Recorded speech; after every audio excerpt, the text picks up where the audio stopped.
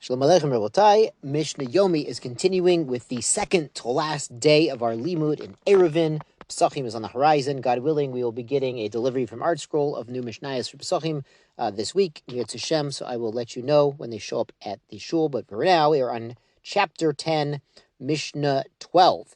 And it's important to know that yesterday we mentioned that there are certain activities that are mutter to do in the mikdash, in the temple, in Yerushalayim, that are not mutter outside of the temple. And the reason for this is shvut. Shvut is things that are forbidden on a rabbinical level on Shabbat because they resemble an activity that's forbidden biblically, or somebody might come to do an activity that's forbidden biblically.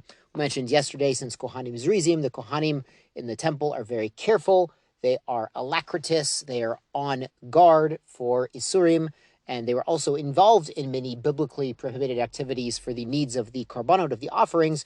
The shavut was not usher in the temple. So Mishnah Yud Beis, Mishnah 12, brings another example of this. Machazirin tzir hatachton b'mikdash. We can reinsert a lower pivot in the temple. Now this is like a peg that goes in the bottom of the door and then into a hole in the ground to hold the door in place. Aval lo b'medina, but outside of the temple, we call it the Medina, the provinces, we cannot reinsert the lower peg of a door. It has an upper and a lower peg because it looks like building. Elyon, what about that upper peg? Kan v'kan aser, in both places is forbidden. The upper one has to be like hammered into place. So as long as you have the upper one there, then the lower one is no big deal. And this might actually happen to you if you have a door that has two hinges, an upper and a lower. As long as you still have one hinge firmly attached, you can tighten up the lower one. But if they both become released, you got a bigger problem.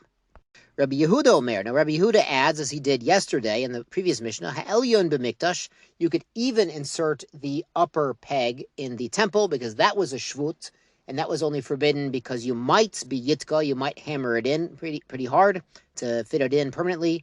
Tachton b'medina, and the lower peg you could even replace in outside of the temple, because there was no shvut, no gezerah derabanan as a protective enactment whatsoever.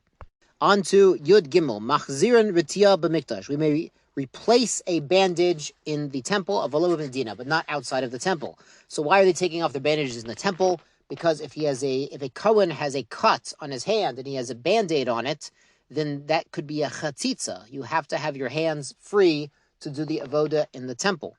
There's actually a famous Gemara about Yisachar from Kfar Barkai. He was a Kohen who wanted to wear silk gloves when he did the avodas. He wouldn't get his hands dirty, and he was punished by losing both of his hands. I think that shows up in the end of Krisis 28 or so, maybe in other places also. So it's a chatzitza to wear a bandage on one's hands when he's doing the avoda. So he takes off the band-aid, but when he's done, he wants to put it back on.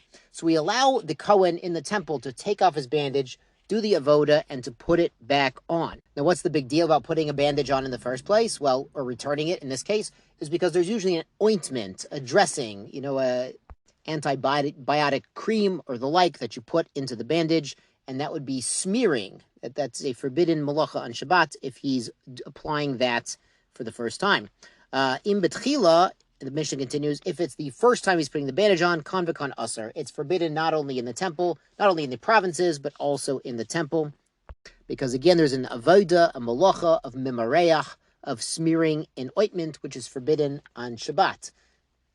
Now the Mishnah continues, Koshri nima b'mikdash. We may tie a string in the temple of Alo b'medina, but not out in the provinces. Im batchila, and if it's the first time they're tying such a string, kan v'kan aser. But the Gemara says they're talking about the harps and the guitars and the like that they had in the temple.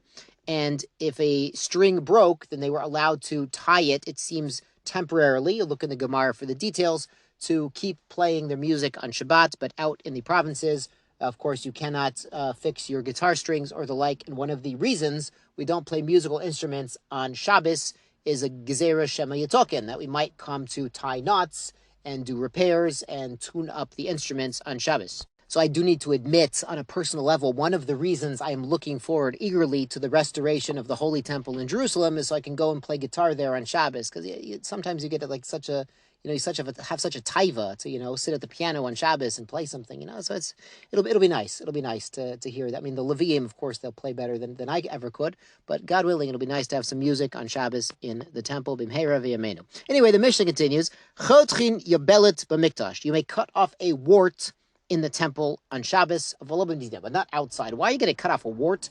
Because certain warts were a mum, a blemish that would disqualify a Kohen from service, but certain of them are removable, which would make him qualified to do the avoda, to do the temple service. In Bekli, but if you're going to use a knife or something to do it, kan v'kan aser. It is forbidden both inside and outside the temple.